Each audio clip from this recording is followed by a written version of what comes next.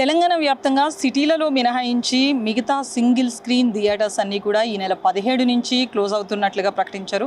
అయితే దీనికి సంబంధించి ఎందుకు ఇంత 10 రోజుల పాటు క్లోజ్ చేస్తున్నట్లుగా ఎందుకు ప్రకటించారు, దీని వెనకాల ఏముంది, ఇలాంటి విషయాలను మనం ఒకసారి Telangana film chamber of commerce secretary Anupam Reddy గారు ఉన్నారు మనతో మాట్లాడడానికి. సో సార్తో మాట్లాడదాం.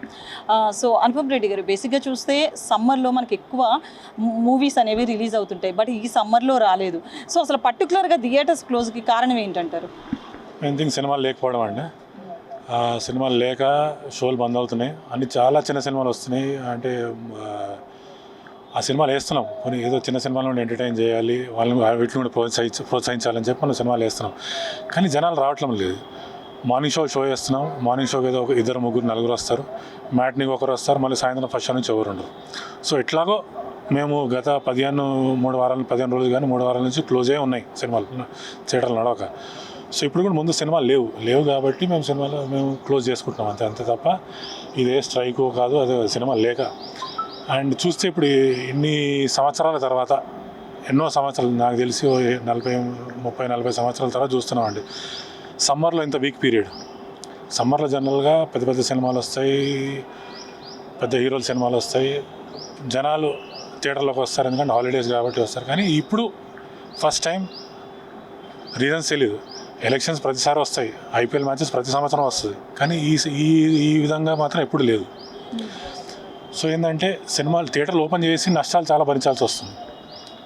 ఇప్పుడు 2 వచ్చినా 4 వచ్చినా 1 వచ్చినా సినిమాలో AC వేయాలి, ఆ ఎలక్ట్రిసిటీ ఖర్చు అంతే వస్తుంది. 10 మంది వచ్చినా, 100 మంది వచ్చినా, 500 మంది వచ్చినా అంతే వస్తుంది.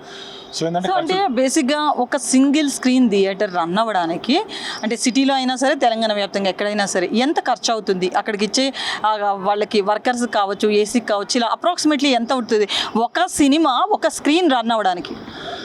తక్కువ ప్రతి రోజుకి 20 నుంచి 50 వేల ఖర్చు వస్తుందండి థియేటర్ని బట్టి. మినిమం 20 నుంచి 50 వేలు ఖర్చు ప్రతిరోజు.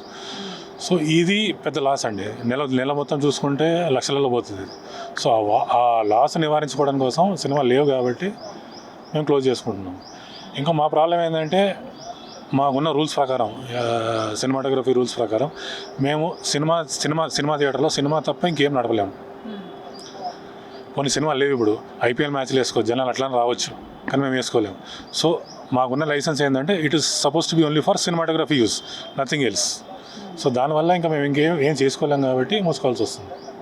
సో తెలంగాణ వ్యాప్తంగా 800 థియేటర్స్ ఉన్నట్లుగా మాకు తెలుస్తుంది. సో ఈ 800 థియేటర్స్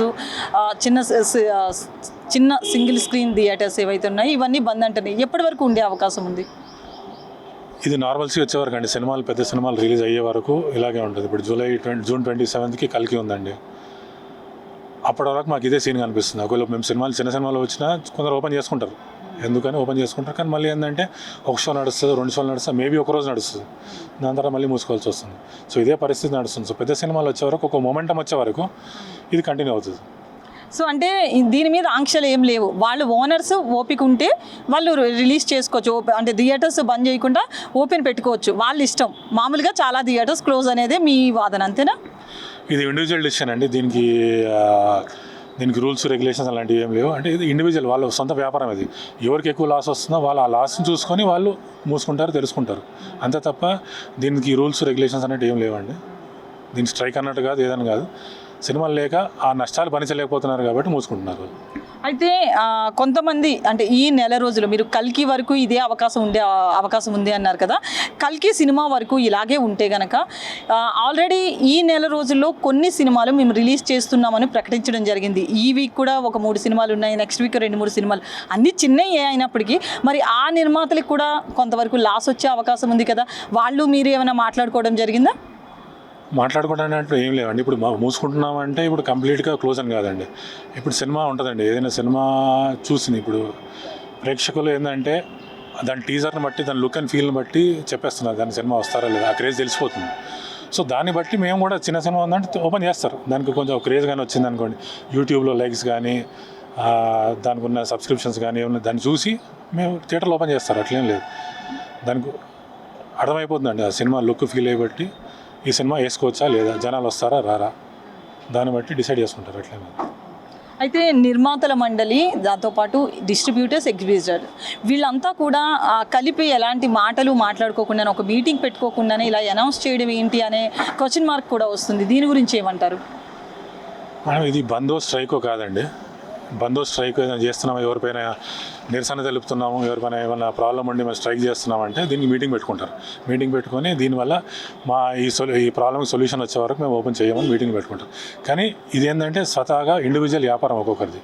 ఆ వ్యాపారం ఏంటంటే వాళ్ళ ఎవరి నష్టాలు వాళ్ళకున్నాయి, ఎవరి ప్రాఫిట్స్ వాళ్ళకున్నాయి. సో నష్టం పోతున్నారు కాబట్టి, నడపలేరు కాబట్టి స్వతహాగా మూసుకుంటున్నారు తప్ప ఏదో ప్రాబ్లం ఉండి దాని సొల్యూషన్ కోసం కొట్లాడడం కాదు ఇది. సో అందుకనే దీనికి మీటింగ్లోనే ఎవరు ఇండివిజువల్గా వాళ్ళు చేసుకుంటానండి. ఒకవేళ నిర్మాతల మండలి, థియేటర్స్ ఓనర్స్ అందరినీ కూడా మీటింగ్కి పిలిస్తే నెక్స్ట్ ఎలా ఉండబోతుంది అంటారు? పిలిస్తే పరిస్థితి ఏంటి? మీటింగ్ పిలిస్తే తప్పకుండా అటెండ్ అవుతాం. కానీ ఇక్కడ ప్రాబ్లం ఏంటంటే కంటెంట్, సినిమాలు రావాలి. సినిమాలు వస్తే ఆటోమేటిక్ థియేటర్లు ఓపెన్ అవుతాయి. ఇక్కడ సినిమాలు లేనప్పుడు థియేటర్లు తెలుసుకొని కూడా ఏం చేస్తాం, ఇష్యూ అది. సో అయితే కరోనా మూమెంట్లో మనం థియేటర్స్ లాస్ అనేది చాలా క్లియర్ కట్గా మనం చూసాము. బట్ దాని తర్వాత మళ్ళీ ఈ నెల రోజుల్లోనే మనం ఈ లాస్ అనేది కనిపిస్తుంది. సో ఈ నెలన్నరలో ఎంత లాస్ ఉండొచ్చు ఒక్కొక్క థియేటర్కి? అదే చెప్తున్నాండి, ఒక్కొక్క థియేటర్కి మినిమం 3 లక్షల నుంచి 10 లక్షల వరకు థియేటర్ సైజుని బట్టండి. నెలకి మినిమం 3 నుంచి 10 వరకు పోతుంది. తక్కువ ఇది. సో అది మొత్తంగా చూస్తే కనుక మళ్ళీ కల్కి సినిమా వచ్చే వరకు కూడా సింగిల్ స్క్రీన్ థియేటర్స్ పనిచేసే అవకాశాలు అయితే మాత్రం తెలంగాణలో కనిపించట్లేదు. ముఖ్యంగా సిటీలలో అంటే హైదరాబాద్, కరీంనగర్, వరంగల్, ఇలా ఖమ్మం, ఈ సిటీస్ ఏవైతే ఉన్నాయో సిటీస్లో మాత్రం ఇండివిజువల్గా వాళ్ళ చాయిస్ని బట్టి థియేటర్స్ పనిచేస్తాయి. ఒకవేళ వాళ్ళకి ఎక్కువ లాస్ ఉందంటే మాత్రం వాళ్ళు ఓన్గా థియేటర్ బంద్ చేసే అవకాశం ఉంది. ఇది ఓన్లీ ఇండివిజువల్ చాయిస్ అని మాత్రమే ఇక్కడ నిర్మాతల మండలి కావచ్చు, అలాగే డిస్ట్రిబ్యూటర్స్, దాంతోపాటు ఎగ్జిబిటర్స్ చెప్తున్నమాట.